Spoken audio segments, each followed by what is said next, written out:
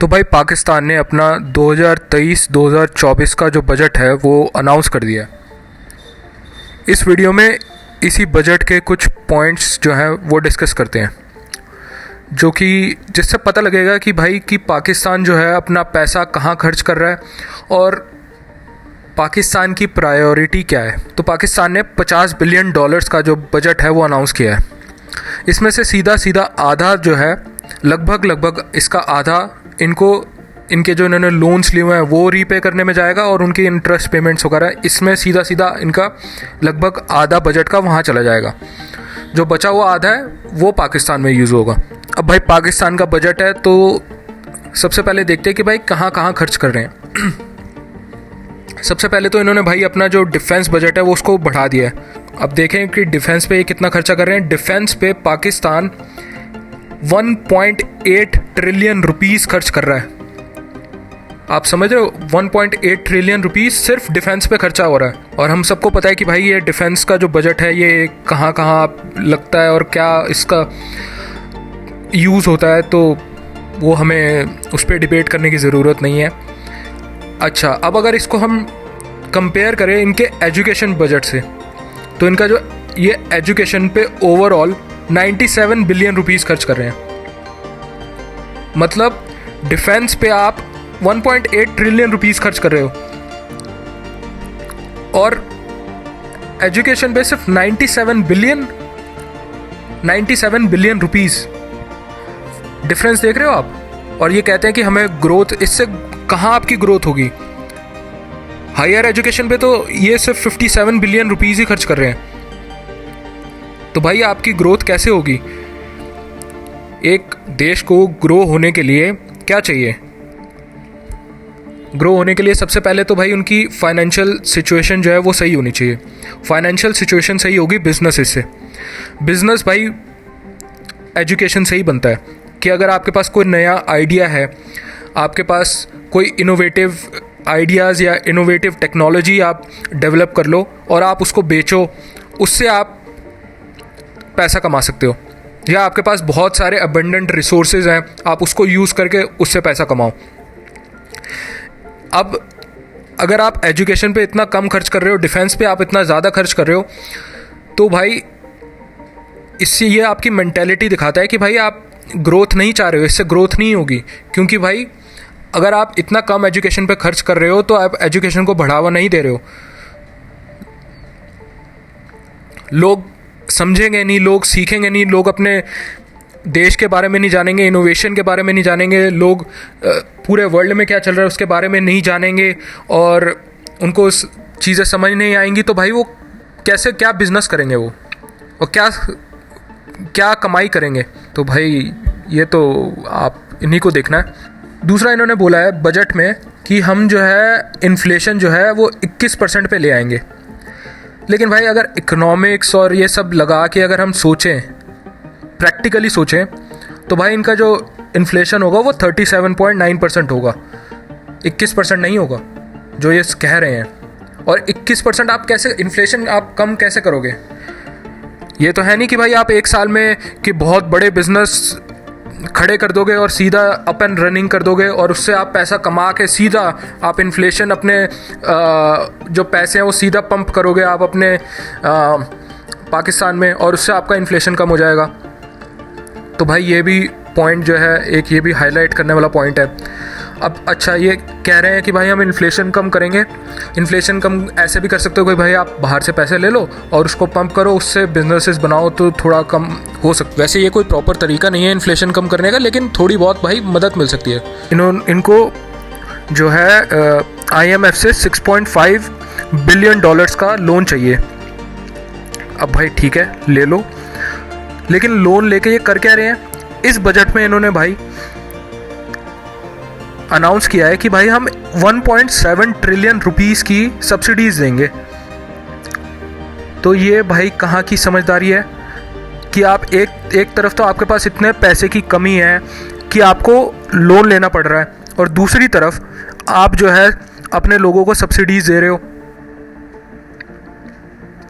इससे इन्फ्लेशन तो कम नहीं होगा क्योंकि आप जो पैसा है वो लोगों की जेब में डाल रहे हो। इन्फ्लेशन कैसे कम होगा इससे। ठीक है भाई, एक तो ये पॉइंट हो गया। एक पॉइंट पे और बात कर लेते हैं।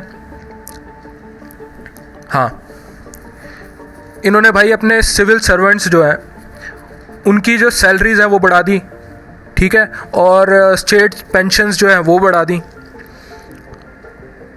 ये भाई आपके पास अगर पैसे की कमी है, आप अपने कंपनी के एग्जांपल ले लो कि अगर कोविड के समय कंपनीज़ को बहुत नुकसान हो रहा था, अभी भी रिसेशन चल रहा है वैसे, लेकिन कोविड के समय कंपनीज़ को बहुत ज़्यादा नुकसान हो रहा था, तो उन्होंने कई कंपनीज़ ने पे कट्स भी लगाए हैं अपने एम्प्लॉयज़ को कि भाई कि हमारे पास अभी पैसे की और बिज़नेस की कमी है, तो अभी हम इतना ही पे कर पाएंगे आपको। तो वो लॉस जो है एम्प्लॉयज़ ने लिया है।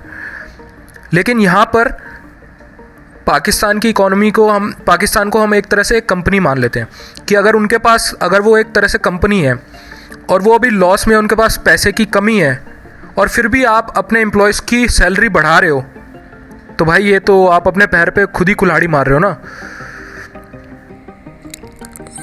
और भाई एक मेन पॉइंट उस पर बात कर लेते हैं। According to the news sources, Pakistan जो है 950 बिलियन रुपए जो हैं ये वो डेवलपमेंट प्रोजेक्ट्स पे लगाएंगे।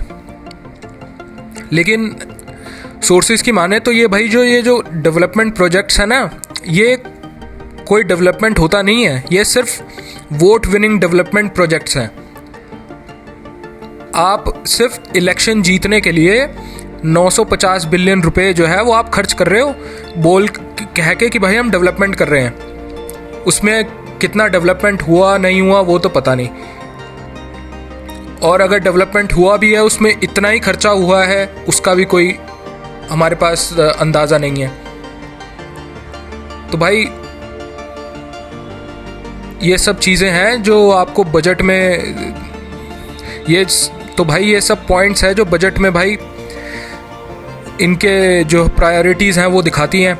भाई सबसे पहले तो यही है कि भाई इतना पॉलिटिकल केओस है वहाँ पे पाकिस्तान में, और इनको ये भी नहीं पता भाई कि कौन प्राइम मिनिस्टर बन जाए, कौन बनेगा और वो कितना टाइम टिकेगा, और अगर प्राइम मिनिस्टर वो है तो भाई फ़ौज नहीं आ जाएगी, तो भाई इसकी वजह से तो भाई कोई इन्वेस्ट नहीं करने वाला है पाकिस्तान में, कोई बाहरी इन्वेस्टर नहीं आएगा यहाँ पर।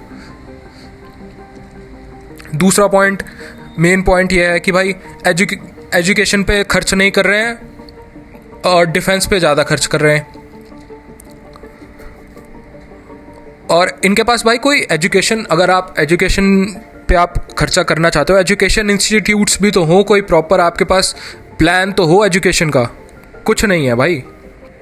और तीसरा पॉइंट वही भाई, घर में पैसे की कमी, और भाई सिविल सर्वेंट्स की सैलरी बढ़ा रहे हैं भाई, आप ज़्यादा पैसे रखो, ठीक है भाई। IMF से इनको $6 बिलियन चाहिए और लोगों को सब्सिडीज़ दे रहे हैं। तो भाई ये सारी कॉन्फ्लिक्टिंग इन्फॉर्मेशन है भाई। कोई जहाँ पर भी पैसे की बात होगी वो भाई, अगर कोई इन्वेस्टर है वो कभी भी किसी भी जगह इन्वेस्ट करने से पहले 100 चीज़ें देखता है। अगर जो समझदार इन्वेस्टर होता है वो 100 चीज़ें देखता है कि मैं जिसको पैसे दे रहा हूँ वो सही बंदा है कि नहीं है, उसका बैकग्राउंड क्या है, वो किस तरह से पैसे खर्च करता है, और मेरा जो पैसे है वो कहाँ लगाएगा, उससे इसको कितना ग्रोथ होगा, मेरे पैसे बढ़ के मेरे को मिलेंगे नहीं मिलेंगे। तो भाई ऐसे देश में कोई पैसे क्यों लगाएगा और कैसे लगाएगा, मुझे बताओ आप। और लास्ट पॉइंट, ये दावा कर रहे हैं कि हम जो है इन्फ्लेशन कम करेंगे। इन्फ्लेशन कम करने के लिए आपके पास पॉलिसीज़ क्या हैं? देखो, कहते तो सब है कि हम इन्फ्लेशन कम करेंगे, आपके पास कोई फुल प्रूफ प्लान भी तो होना चाहिए कि हाँ हम ये स्टेप लेंगे, ये स्टेप लेंगे, ये स्टेप लेंगे, ये स्टेप लेंगे, उसके बाद इन्फ्लेशन थोड़ा कम होना शुरू हो जाएगा। बोलने को तो मैं भी बोल दूं कि भाई हम पाकिस्तान में तो इन्फ्लेशन है ही नहीं, पाकिस्तान में 1% इन्फ्लेशन है, अमेरिका जैसा है। लेकिन सच जो होता है भाई वो सच ही होता है। तो भाई ये सब पॉइंट्स थे जो मेरे को लगा कि डिस्कस करने चाहिए पाकिस्तान के बजट से रिलेटेड। वीडियो अच्छी लगी हो तो भाई लाइक कर देना। Thank you, bye.